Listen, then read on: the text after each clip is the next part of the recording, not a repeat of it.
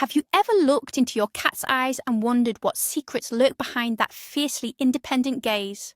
Today, we're taking a journey back in time, to the age of castles, knights, and dark superstitions, an era where your sweet purring companion could be declared a servant of the devil himself and condemned to the flames. Yet simultaneously, that same cat might have been the muse of a poet monk, or the proud symbol on a knight's coat of arms. This is the incredible contradictory history of cats in the Middle Ages.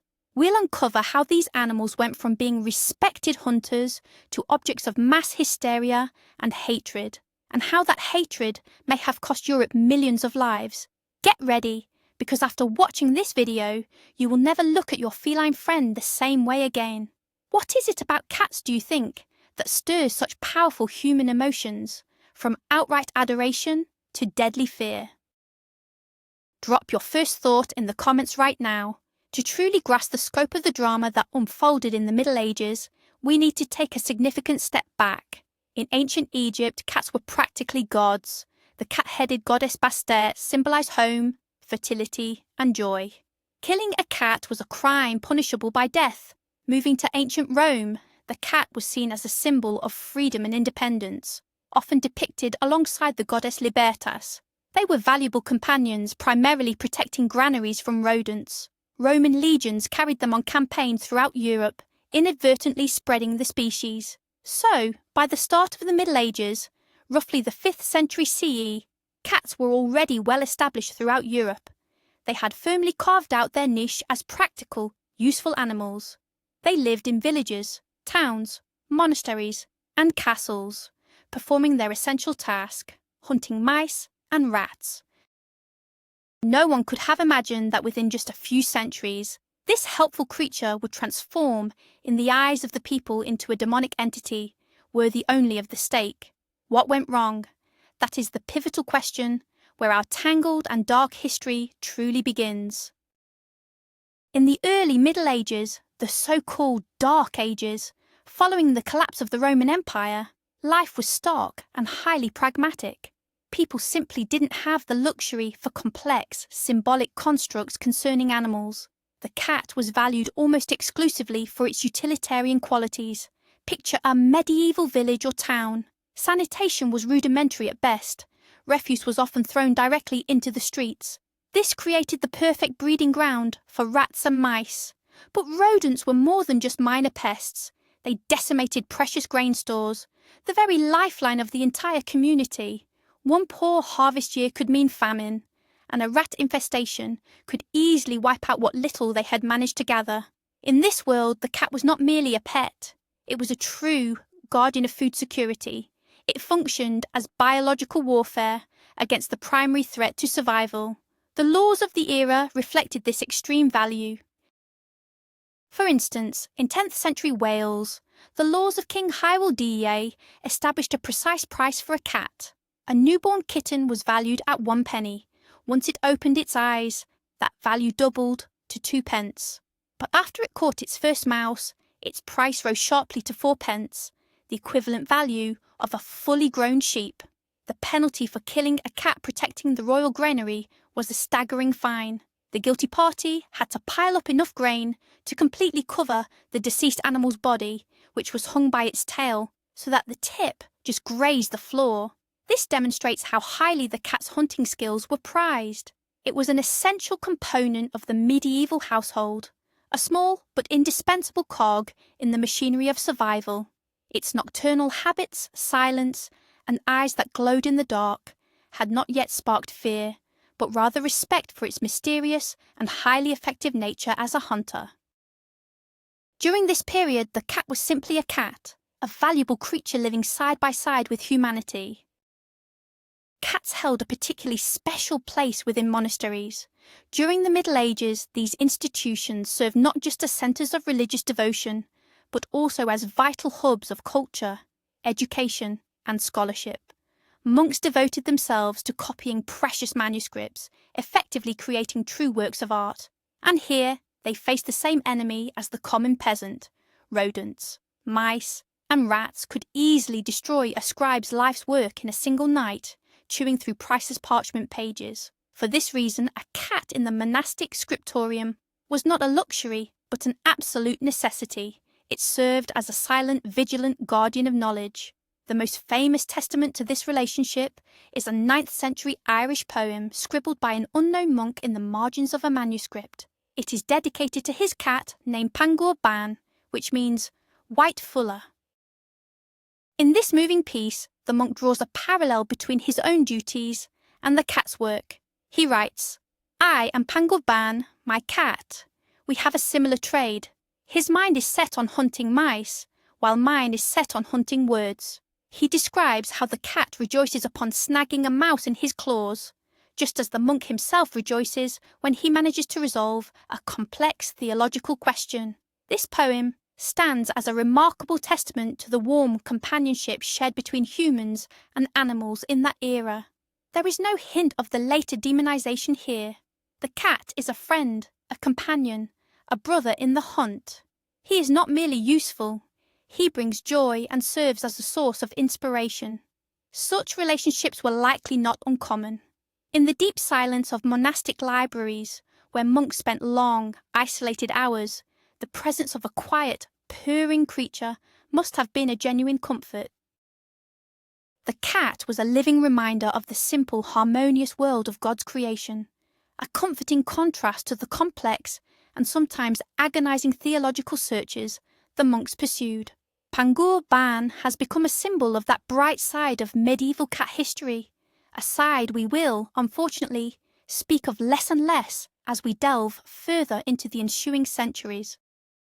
Let's travel north now, into the lands of the Vikings. These fearless sailors and warriors also held cats in high regard, and for very good reasons. First, much like the rest of Europe, cats were invaluable rodent hunters. On the Viking longships, the legendary Drakars, that made long voyages to Greenland, Iceland, and even North America, cats protected vital provisions and safeguarded the ropes and sails that rats could easily chew through. Having a cat on board was essentially a guarantee of a successful and safe journey. Secondly, cats played a significant role in Norse mythology. The powerful goddess Freya, associated with love, beauty, fertility, and war, traversed the heavens in a chariot pulled by two large, magnificent cats. Legend has it that these felines were a gift from the god Thor himself. This divine status certainly lent the animals a special aura of reverence. They were considered sacred to Freya, and to harm a cat would be to deeply insult the goddess herself. It is widely believed that the Vikings were responsible for spreading the breed, now known as the Norwegian forest cat, across the world. These large, robust, and heavily furred animals were perfectly adapted to the harsh Scandinavian climate and made exceptional hunters. Archaeological discoveries in Viking settlements confirm the widespread presence of cats. Their bones have been found both among household refuse and in burials, underscoring their tremendous importance. Furthermore, cats were not just practical companions. They were likely symbols of domestic comfort and stability. When Vikings established new settlements, they brought their livestock, their seeds, and crucially, their cats, helping them recreate familiar routines and ensuring the defence of their new homes. Thus, in the Viking world, the cat was a multifaceted creature, an indispensable member of the crew, a powerful mythological symbol, and a guardian of the hearth. This era provides yet another clear example of the harmonious coexistence between humans and cats, right before the dark clouds of superstition began to gather over Europe. Examining the Slavic lands reveals a similar duality towards cats, a pattern that would later emerge across the rest of Europe. On the one hand, the cat was deeply connected to the home and considered the companion of the domovik, the household guardian spirit. Lore suggests the domovik could take the form of a cat, or simply held a deep fondness for them. A critical custom dictated that when moving into a new dwelling, the cat must enter first. It was believed the cat would negotiate with the domovik, thereby ensuring the new family's well-being and prosperity. The colour of the cat also held significance. Calico cats brought good luck, while black cats, contrary to later European superstition, were considered the best protectors against thieves and evil spirits. They were believed to absorb all negative energy, acting as living sponges for misfortune. The cats symbolized comfort, warmth, and peaceful family life. Its purring was a soothing presence, creating an inherent feeling of safety and security. However, Slavic folklore already contained negative connotations. The cat's inherent mystery, its nocturnal habits, silent gait, and glowing eyes, gave rise to darker associations. The cat could be the familiar of a witch or Baba Yaga. Think of the mythical Kot Bayun, whose enchanting stories could lull a traveller to sleep and ultimately lead to their demise. This duality, house protector and simultaneous accomplice of dark forces, was highly characteristic. It perfectly mirrored the cat's nature, affectionate and domestic one moment, yet a wild, independent predator the next. This ambivalence provided fertile ground for the seeds of Christian demonology. As long as pagan beliefs remained strong, these two sides of the feline nature coexisted peacefully in people's minds. But with the arrival and consolidation of Christianity, which demanded a strict division of the world into good and evil, divine and devilish, there was little room left for such complexity. Everything associated with pagan gods, spirits and magic was actively suppressed and demonized. And the cat, with its rich folklore background and deep pagan roots, found itself in an incredibly vulnerable position. So how did this catastrophic shift occur? How did the cat transform from a respected hunter and a symbol of domestic comfort into a veritable spawn of darkness? The answer lies in the religious and social upheaval that swept across Europe during the High Middle Ages, roughly spanning the 11th through 13th centuries. It was during this period that the Catholic Church faced a serious threat to its authority: the widespread proliferation of heretical doctrines. One of the most influential heresies was Catharism, particularly prevalent in the south of France. The Cathars preached dualism, the belief that the world was split into two opposing principles: the good, spiritual world, created by God, and the evil, material world, created by the devil. The Church saw this as a direct existential threat to its core dogma. To combat these heretics, the Inquisition was established. Inquisitors conducted interrogations, often employing torture, to extract confessions of heresy and devil worship from suspects. During these trials, the most outlandish rumours about the secret rituals of the heretics were created and disseminated. Propaganda was running at full throttle. The goal was to manufacture a hideous and terrifying image of the enemy to justify the brutal persecutions. And this is where the cat steps onto the stage. Why the cat, specifically? First, there was its independent nature. The dog was the ultimate symbol of loyalty and obedience. The cat, however, was a creature that walked by itself. It did not submit to human authority unconditionally. This very independence, in the eyes of medieval people accustomed to rigid hierarchy, could easily be interpreted as pride and insubordination, qualities strongly associated with the devil. Secondly, there was its nocturnal nature and stealth. In the medieval mindset, night was the exclusive domain of dark forces, and the cat, silently gliding through the darkness with glowing eyes, was the perfect candidate for a companion of that evil. Thirdly, its association with pagan cults, such as the goddess Freya, whom we mentioned previously. In the eyes of the Church, anything pagan was inherently demonic. Thus, the cat found itself at the centre of a perfect storm. Church propaganda, aimed at combating heresy, overlaid existing popular superstitions and fears. The cat became a convenient and potent symbol of everything secret, pagan, heretical, and ultimately devilish. Perhaps the most tragic chapter in the history of the cat's demonization was its involuntary entanglement with the Cathars. As we've mentioned, the Cathars were a powerful religious movement in southern France. The Church waged a real war against them, known as the Albigensian Crusade. But military might wasn't enough. A powerful ideological campaign was also necessary. They needed to prove that the Cathars weren't just dissenting Christians, but genuine Satanists. This is where a bizarre act of linguistic substitution and propaganda took hold. In certain German territories, the word Ketzer, meaning heretic, sounded uncannily similar to the word Kater, meaning male cat, or tomcat. This accidental phonetic similarity was a gift to the propagandists. They immediately began circulating rumours that the Cathar heretics worshipped cats, animals supposedly possessed by the devil himself. Horrifying tales spread of secret nightly gatherings where the Cathars would kiss the cat under the tail as a sign of devotion to Satan. These stories, retold and embellished countless times, quickly spread across Europe, fueling fear and revulsion among the common people. The image of the heretic and the image of the cat merged into one. It's important to note that the Cathars themselves likely had no special relationship with cats at all.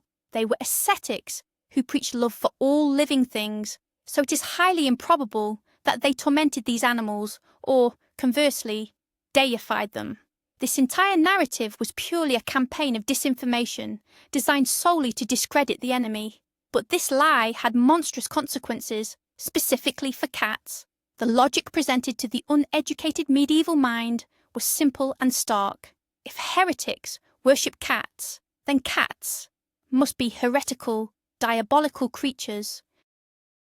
Thus, through accidental wordplay and deliberate slander, the cat became associated with the worst evil the church could possibly imagine. This was one of the first and most devastating blows to the reputation of the feline race, the repercussions of which would be felt for centuries. While the demonization of cats had largely existed in the realm of rumour and propaganda up until that point, in 1233 it received official, one might even say documented, confirmation from the highest authority. Pope Gregory IX issued a papal bull titled Vox in Rama, which translates to a voice in Rama. This document was addressed to the Holy Roman Emperor and the German clergy, and focused on combating the heresy that the Pope believed was flourishing in Germany. But the most terrifying aspect of the bull was its detailed description of the alleged rituals performed by Luciferian heretics, and central to these horrifying ceremonies was the black cat. Let's take a moment to consider exactly what this official papal document claimed. According to Vox in Rama, during the heretic secret gatherings, a giant toad would first appear. After kissing it, the neophyte would become pale and emaciated. Next, a mysterious, gaunt and pale man would emerge. Upon kissing him, the new sect member would completely forget the Catholic faith. Following a feast, a black cat the size of a dog would emerge from a statue typically located in the room. It would walk backward with its tail held high. First, the new adept and then the leader of the sect would kiss the cat beneath its tail. Following this, the candles would be extinguished and an orgy would commence. Pope Gregory IX wasn't merely relaying rumours. He was enshrining them in an official document, granting them the full weight and authority of the Holy See. This bull became, in essence, a death warrant for countless cats, particularly black ones. It gave inquisitors and common folk official permission to see in every feline a potential embodiment of the devil. This was no longer just folk superstition. It was the official stance of the church itself. Vox in Rama became the catalyst for mass paranoia. The hunt for heretics quickly morphed into the hunt for cats. This document stands as a stark example of how words, when wielded by power, can lead to the most devastating and irrational consequences. Let's take a closer look at the exact demonic image of the cat created by the papal bull, Vox in Rama, and the subsequent propaganda campaign. This wasn't just an evil spirit. It was presented as a tangible, physical manifestation of Satan on earth. In the described rituals, the cat appeared as an object of worship, effectively replacing Christ. The kiss beneath the tail was a direct parody of kissing the crucifix or the hand of a priest. The cat's black colour, which in some earlier cultures had been viewed as protective, was now unequivocally interpreted as the hue of darkness, sin, and the devil. Its size, described as being as large as a dog, was meant to emphasise its unnatural, monstrous nature, and the claim that it moved backward symbolised the complete perversion of the divine order, as all things devilish are merely inversions, a grotesque parody of the sacred.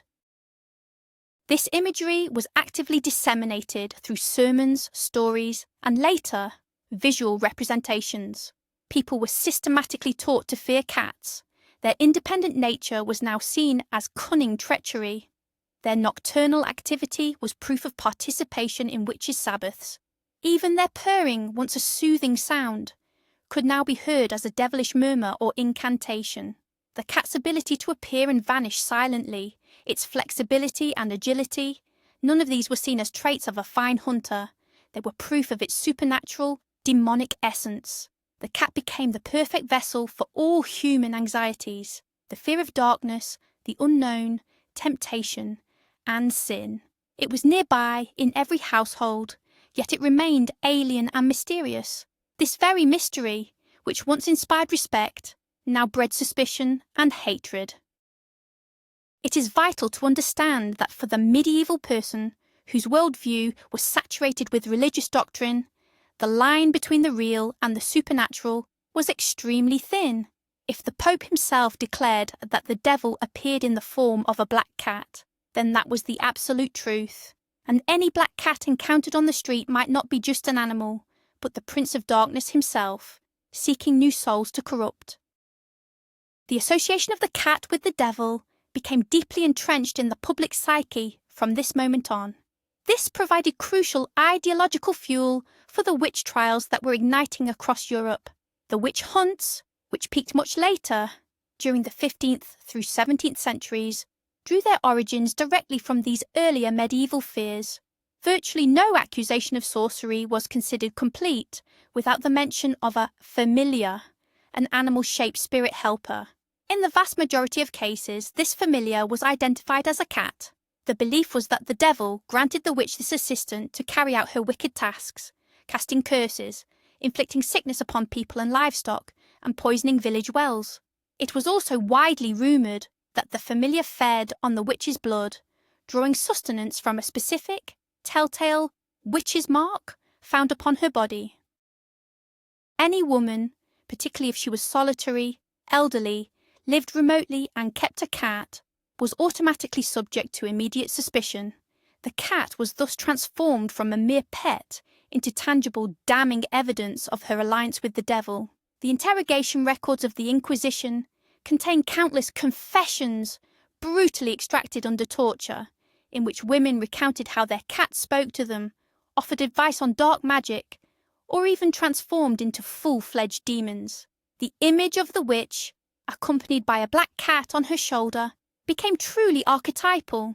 It cemented its place in folklore, literature, and art. This potent stereotype was so resilient that it survived the centuries and remains one of the most instantly recognizable symbols of modern Halloween. In this way, the cat fell victim not only to widespread religious paranoia, but also to deeply entrenched misogyny. The deep-seated suspicion of an independent, mysterious animal fused seamlessly with the fear and hatred directed toward the independent, unruly woman. Their destinies became tragically intertwined.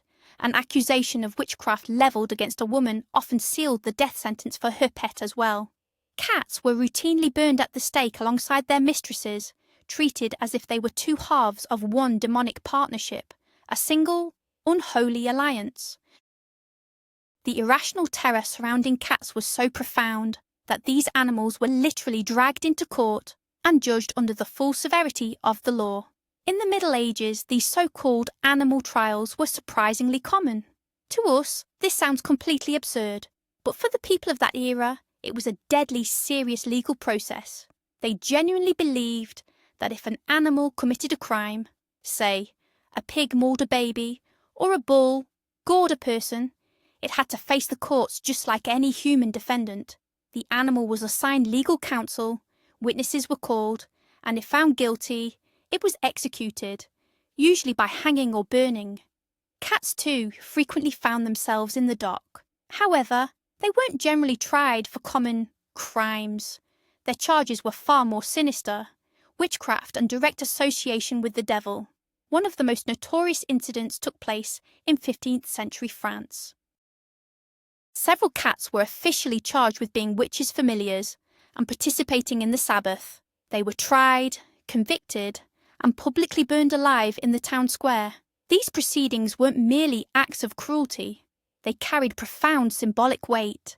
The public execution of a cat served as an act of purification, driving the devil out of the community. It was a tangible performance, a visible victory of good over evil, order over chaos. People believed that by destroying the animal's physical body, they were also annihilating the demonic entity that resided within it. These trials only served to fuel general hysteria. If the court, the very pillar of law and order, certified that a cat was guilty of conspiracy with Satan, then the threat must be real. This only cemented the public belief in the necessity of purging the world of these dangerous creatures. Imagine the atmosphere in a town hosting such a trial. The solemn accusations, the testimony of witnesses, the arguments between the defense and the prosecutor, and finally, the ceremonious reading of a death sentence for a cat. It was a true theatre of the absurd, yet for the participants and the spectators, it was a deadly serious drama that validated their darkest fears and deepest superstitions. The trials and court proceedings were only the tip of the iceberg. The deep-seated fear of cats permeated daily life, giving rise to countless superstitions, many of which still persist today. The most famous example, of course, is the superstition surrounding a black cat crossing your path. In medieval Europe, this was a surefire omen of misfortune. Why?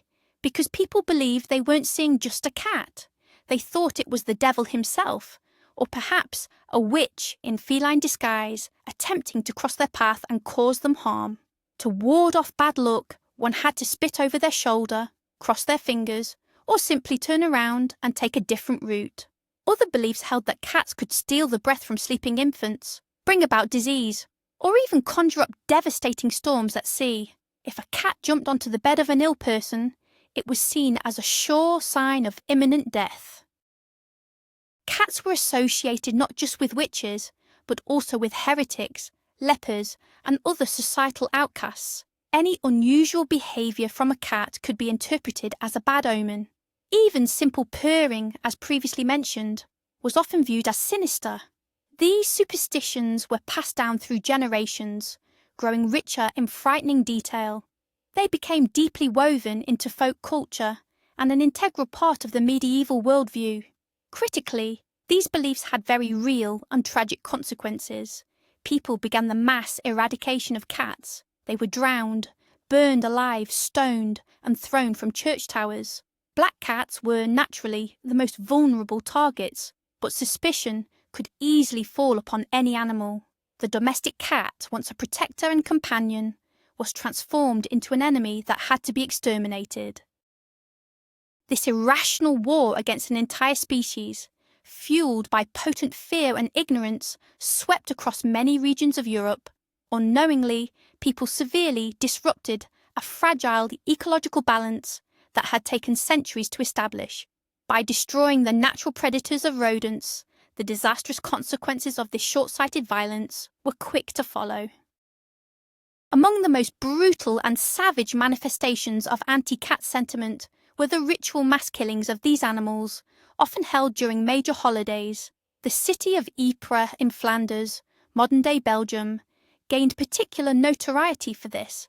They had a custom known as Kattenstoot, or the Cat Parade. During the town festival, live cats were thrown from the belfry of the city tower. This barbaric practice, according to various accounts, either symbolised the expulsion of evil spirits from the city or was linked to ancient pagan rites, later reinterpreted through a Christian lens. Cats, seen as the embodiment of evil and witchcraft, had to be publicly executed to ensure the city's prosperity and security. This tradition persisted for several centuries, finally being abolished only in the early 19th century. Similar cruel rituals existed elsewhere in Europe. In France, for example, it was customary to burn cats during the summer solstice celebration, the Feast of Saint John.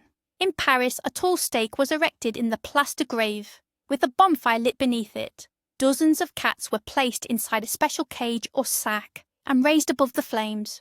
The animals burned alive to the cheers and jeers of the crowd. Occasionally, the king himself would attend these executions. It was believed that the screams of the burning cats would ward off evil spirits and bring good fortune. These rituals are a horrifying testament to the extreme dehumanization of cats. They were stripped of their status as living creatures capable of feeling pain. They became mere symbols, ritual objects, that society felt could, and must, be destroyed for the greater good. The mass execution of cats was, fundamentally, a social phenomenon. It served to unite communities, provided an outlet for accumulated aggression and fears, and publicly reinforced prevailing values and beliefs. For the cat population of Europe, however, it was an outright catastrophe. Then, in the mid-14th century, one of the most terrifying catastrophes in human history descended upon Europe, the Black Death, a devastating plague pandemic. Within just a few years, it wiped out, by various estimates, anywhere from 30 to 60% of the continent's population. Cities were decimated and social and economic structures crumbled. People were consumed by terror. They did not understand the disease's origins and widely believed it to be divine punishment. Today, of course, we know that the primary vectors of the plague bacillus were fleas that parasitize black rats. And this brings us to a terrifying historical irony. For the preceding 2 centuries, Europeans, gripped by religious paranoia and superstition, had systematically and massively slaughtered cats, the chief natural predator of rats. Naturally, we cannot claim that the eradication of cats was the sole trigger for the pandemic. The plague was a complex phenomenon driven by multiple factors, but the undeniable fact remains. The dramatic decline in the cat population led directly to an uncontrollable explosion in the rat population. Cities and villages were quite literally crawling with rodents. Barns, homes, ships. Rats were everywhere, each carrying dozens of infected fleas. Humans had, by their own actions, created the perfect environment for the deadly disease to thrive. They eliminated their small, furry ally in the war against rodents, leaving themselves defenseless and face-to-face with the plague.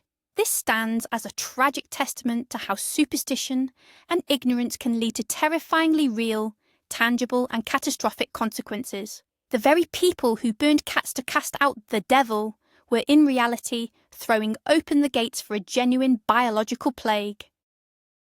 History does not deal in what-ifs, yet it is difficult not to ask, how many millions of lives might have been spared if attitudes toward cats in Europe had been different, if they had still been valued as hunters rather than persecuted as demons? This tragedy served as a brutal and unforgettable lesson that humanity was forced to learn. During the height of the plague epidemic, people were desperate, searching wildly for someone to blame. The scapegoats were varied. Jews, lepers, and of course witches were all accused of spreading the disease. Over time, however, some people may have started noticing a crucial detail. In those households or districts where cats, despite the ongoing persecution, were still present, the plague seemed to rage with less ferocity. They saw that cats hunted rats, and it was becoming increasingly clear that rats were somehow connected to the sickness. A logical chain of reasoning began to form, albeit slowly. Of course, this wasn't an instant epiphany. Old superstitions were too deeply ingrained. Many still blamed cats, believing they were the ones who brought the plague upon them. But gradually, painfully slowly, the pendulum of public opinion began to swing back. Faced with the horrifying reality of death, people started valuing practical benefits over mystical fears. It took decades, if not centuries, for the cat's reputation to truly begin its recovery. Once the first and most terrible wave of the plague had subsided, the survivors began rebuilding their world. In this new reality, the cat was once again appreciated as an irreplaceable warrior against rodents. Some city officials even began encouraging the breeding of cats specifically for rat population control. Naturally, the old prejudices didn't vanish overnight. Accusations of witchcraft and the link to sorcery would haunt cats for a long time to come. Yet the darkest period in their history, the era of mass extermination, had finally drawn to a close. The Black Death, having killed millions of humans, paradoxically saved cats from complete annihilation. It forced people to remember the simple, vital role the cat had played in their lives since time immemorial. It was a slow and agonizing process of return and rehabilitation. The cat had to re-earn human trust and affection, and that road was long and fraught with difficulty. Despite their widespread demonization, there was one curious area of medieval life where the cat secured an unexpected place of honor: heraldry. Heraldry, the formalized system of coats of arms and emblems, emerged in the Middle Ages primarily to identify knights on the battlefield and in tournaments. Every symbol held profound significance. Amidst the usual lions, eagles, griffins, and dragons, we occasionally find the cat. How, you might wonder, did such a supposedly devilish creature make its way onto a noble knight's shield? The answer lies in the qualities the cat symbolized within heraldry.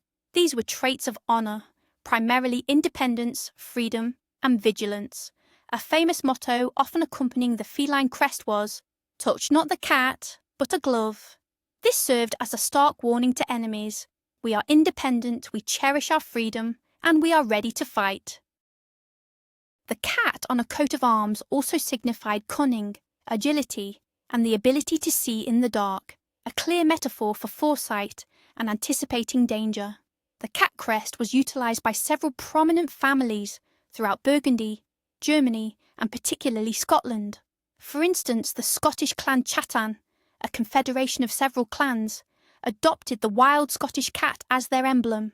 Their chief held the title Morea Chatan, or the Great Cat. This highlights how the view of the cat in aristocratic, knightly circles contrasted sharply with the superstitious fear held by the common people. For a warrior or a feudal lord, the cat's attributes, independence, readiness for combat, and vigilance, were seen as virtues, not flaws. The heraldic cat was not a witch's familiar. It was a noble and dangerous beast, a symbol of freedom and martial valour. This dual identity underscores the deeply contradictory attitude toward cats in the Middle Ages.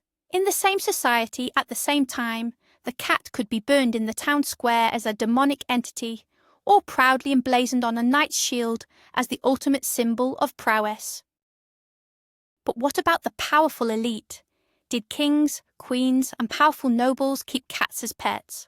Unfortunately, clear evidence isn't as abundant as we might hope. Unlike dogs, especially hunting breeds which were frequently depicted alongside their noble owners, cats rarely made it into official chronicles or state portraits. Nevertheless, some information does exist. Cardinal Richelieu, famous for his power and influence during the late medieval and early modern period, is believed to have maintained an entire collection of cats.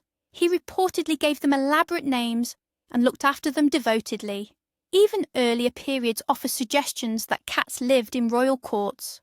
For instance, Isabella of France, the wife of England's King Edward VII in the 14th century, was known to keep personal pets, and it is highly likely cats were among them. Louis the Great, King of Hungary, also reportedly had a soft spot for felines.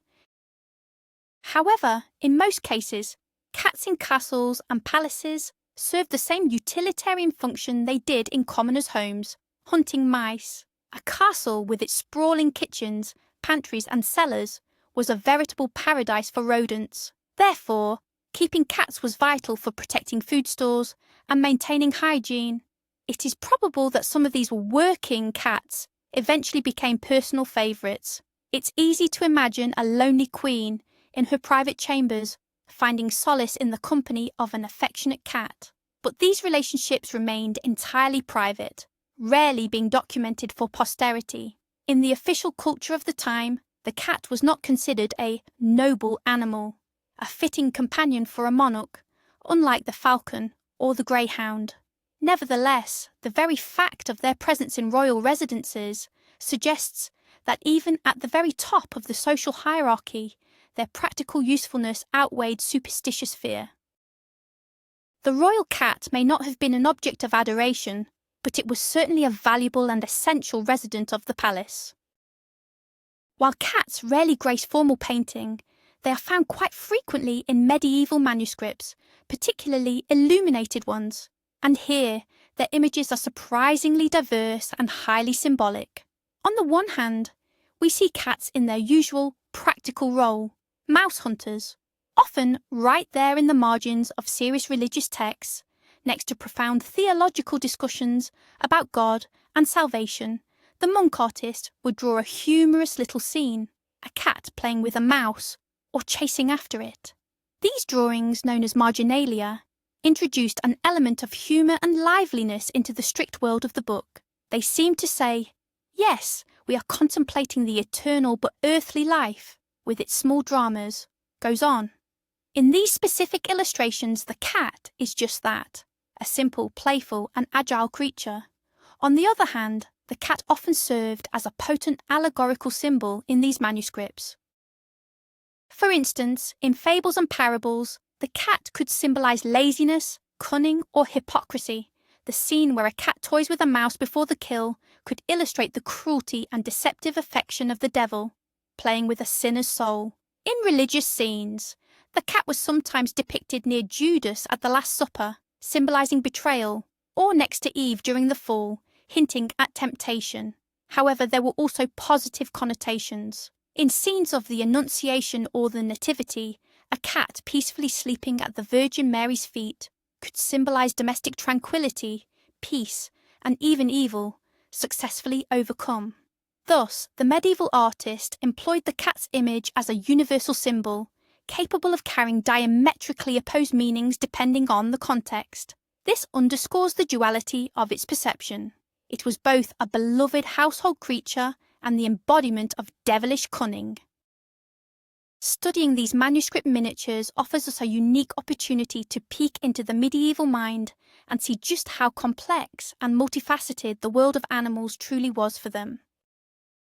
Cats left their mark not just in the visual arts, but in medieval literature as well. Beyond the previously mentioned poem about Pangur Bán, many other works feature cats in prominent roles.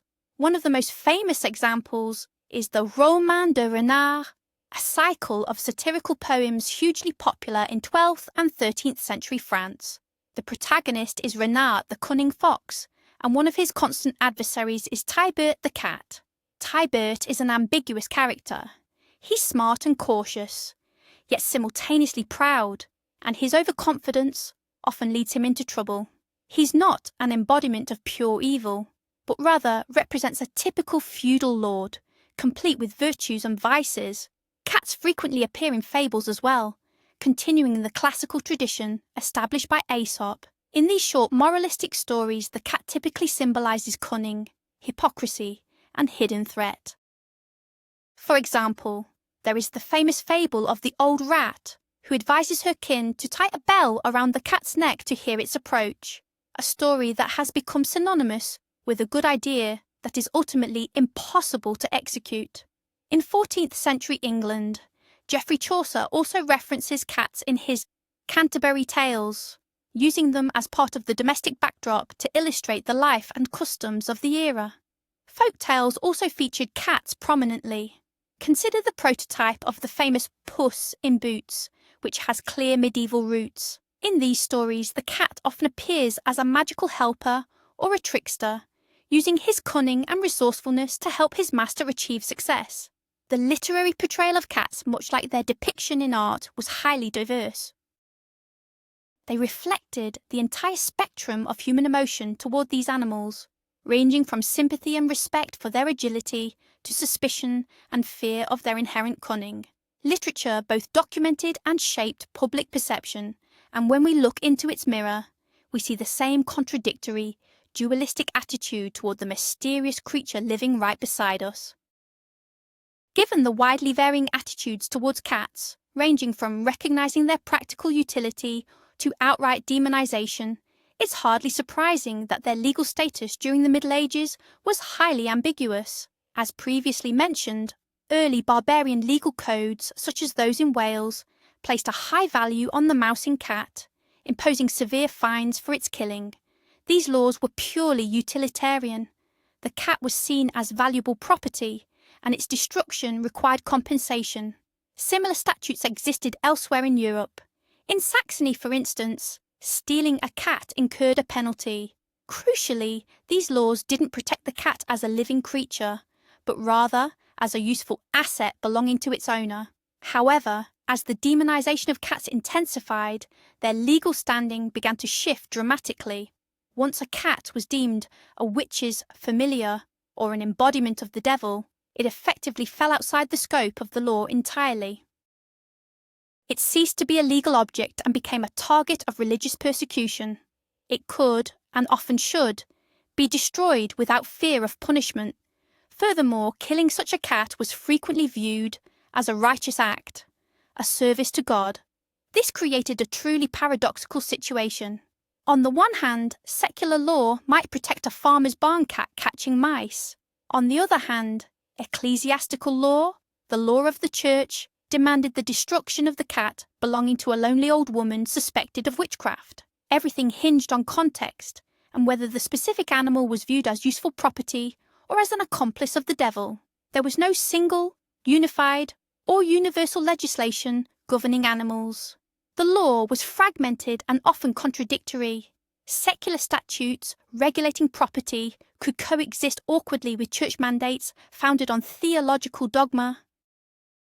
This legal uncertainty mirrored the overall confusion in people's minds at the time, making the position of cats exceptionally vulnerable. Their fate didn't depend on stable laws, but rather on local prejudices, rumours, and the religious zeal of their neighbours.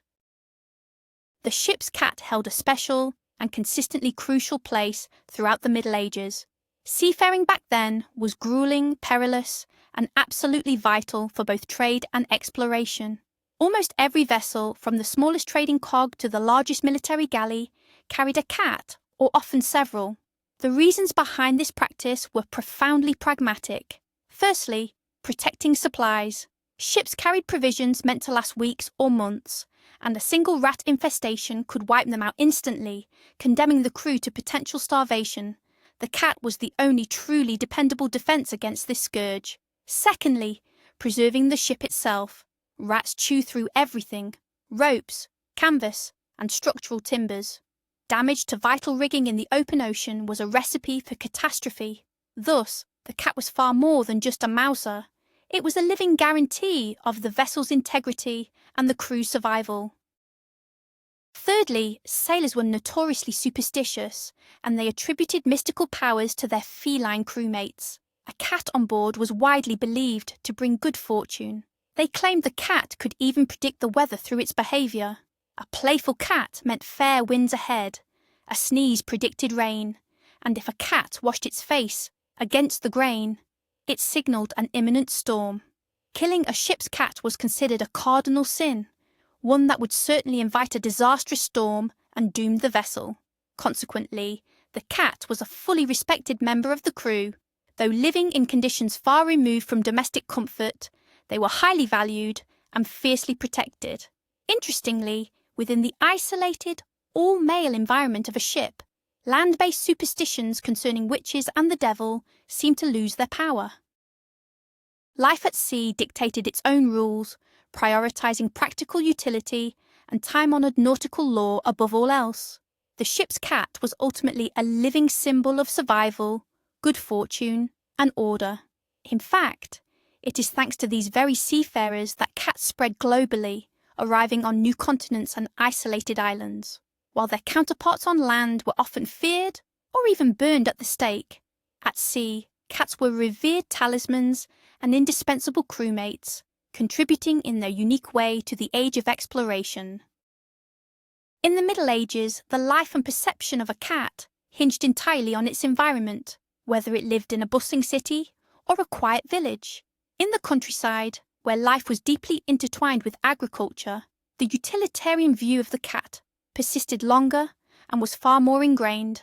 For the peasant, the cat was first and foremost a crucial guardian of the crops, an indispensable ally in the endless war against rodents. In the tight-knit village environment where everyone knew their neighbours, rumours of witchcraft struggled to take root.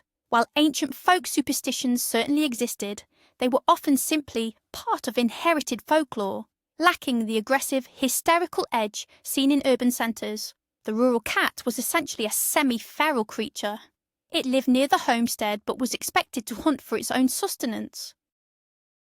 They were rarely fed deliberately, meaning the relationship was one of practical partnership rather than sentimental affection.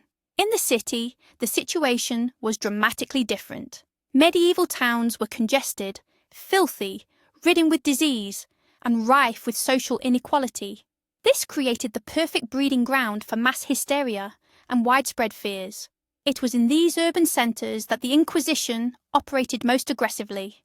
Cities had a higher concentration of literate people who consumed the pamphlets and papal bulls detailing the horrors of heresy and witchcraft. The urban cat, living in close proximity to human settlements, was far more likely to become an object of intense suspicion.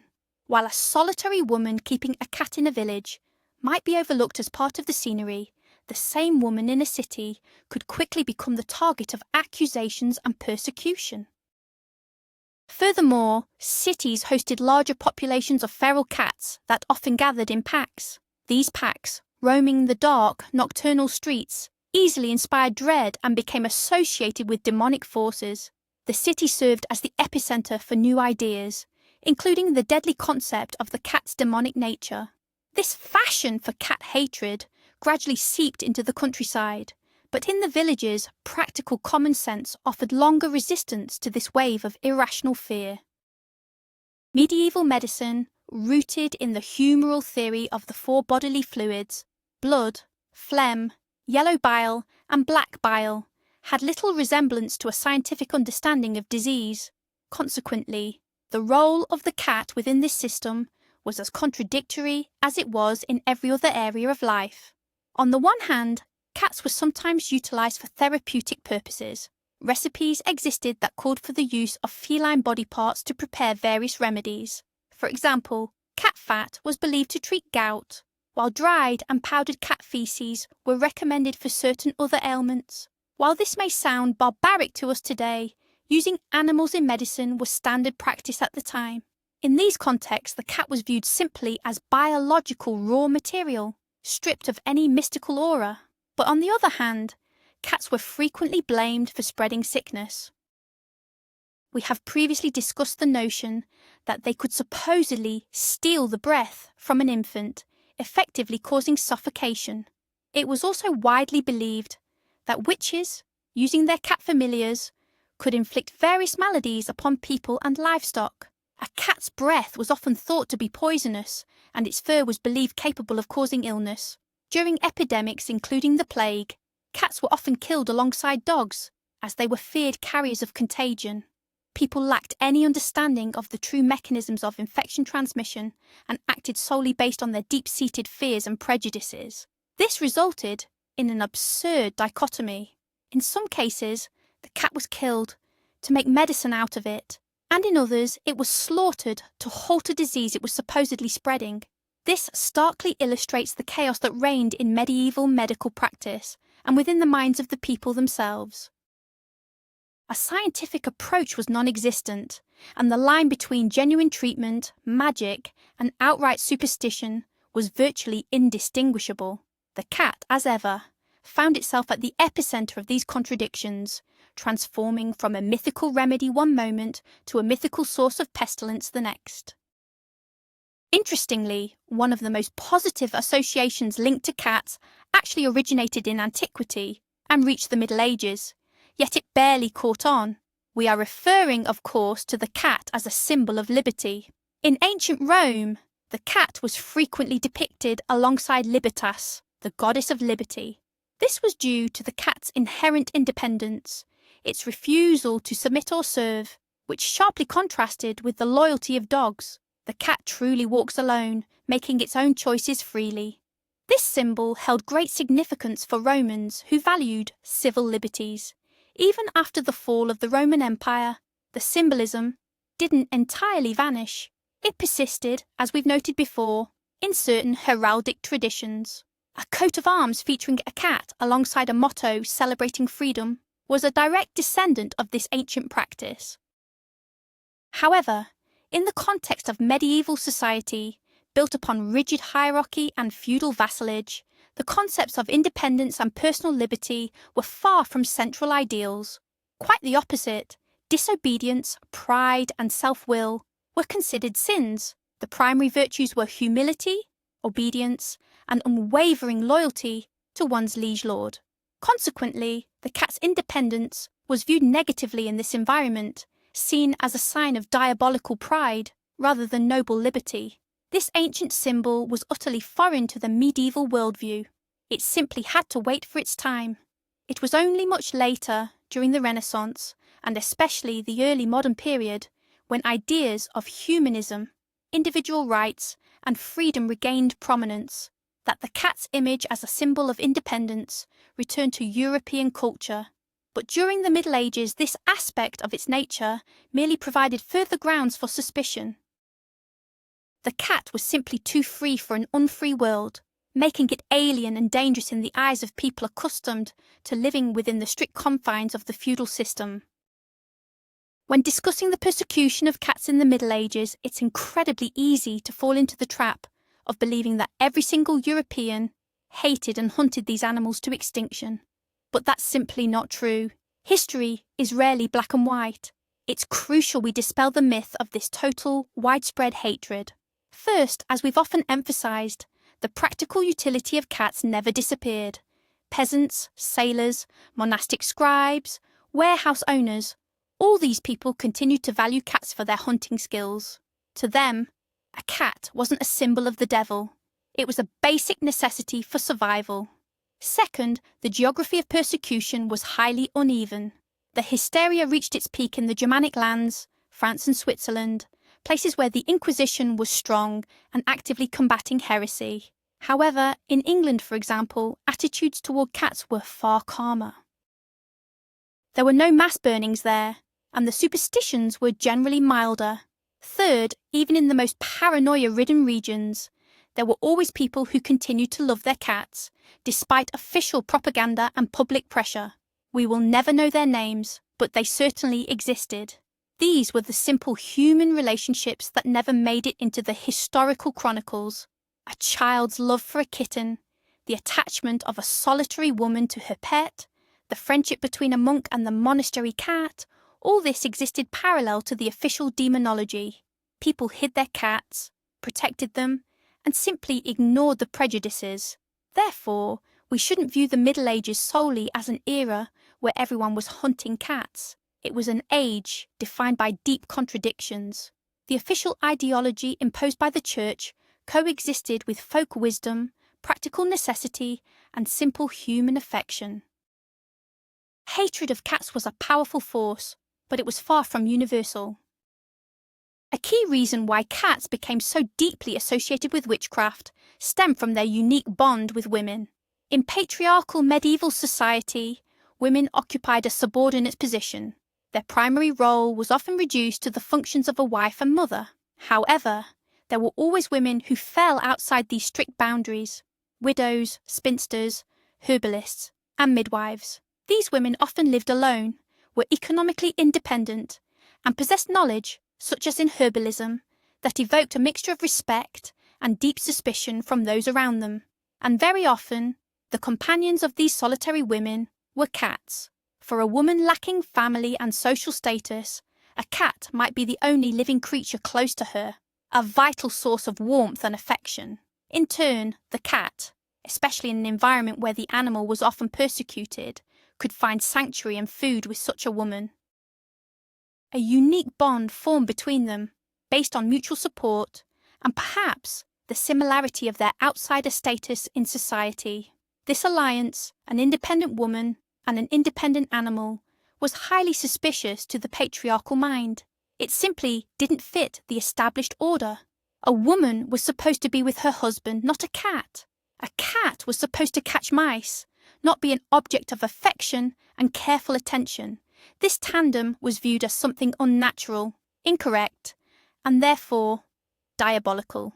A woman who controlled her own life, paired with a cat that submitted to no human, both defied the existing hierarchy.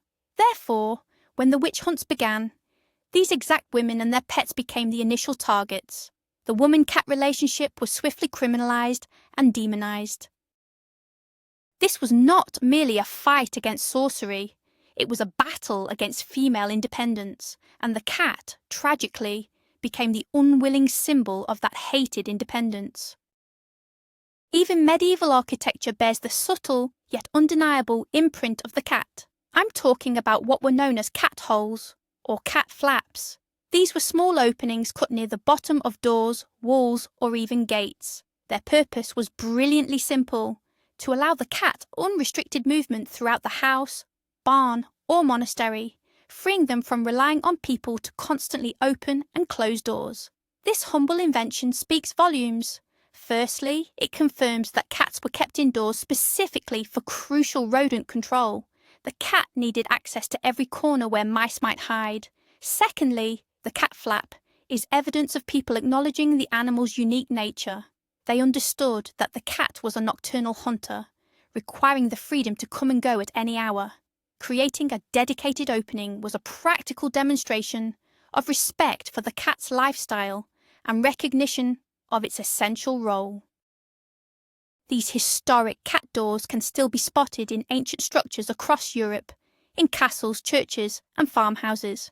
They serve as silent yet compelling proof that despite all the medieval superstitions surrounding felines, practicality often won the day.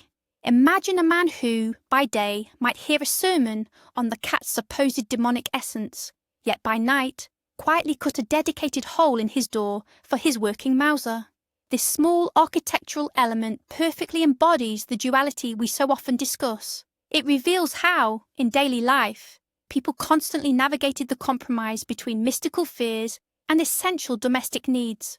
The cat could be characterized however the theological text wished, but in the real home, it was an employee, a necessary worker whose freedom of movement had to be secured so it could perform its duties.